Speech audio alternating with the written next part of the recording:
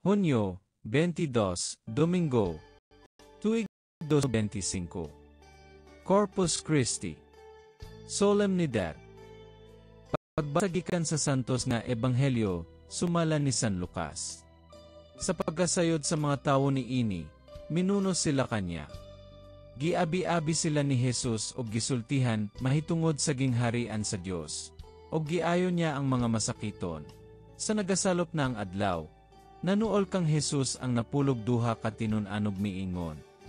Paadto ang mga tawo sa kasigbit nga mga balangay ug kaumahan aron mangitag pagkaon ug abotanan, kay hilit kining dapita. Apan miingon si Jesus kanila.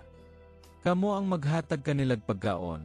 Sila mitubag, 5 rakapan ug 2 ka isda ang ania kanamo.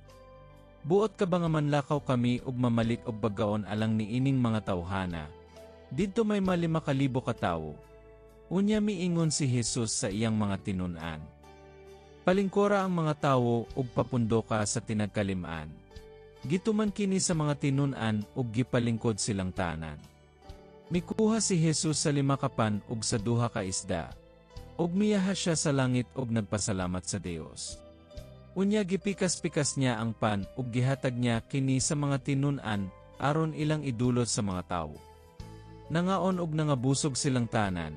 Ug human niini, nakahipos ang mga tinun-an ug napulog 2 ka bukag nga salin sa mga tawo. Ang ebanghelyo sa Ginoo. Dayon ikaw o Kristo.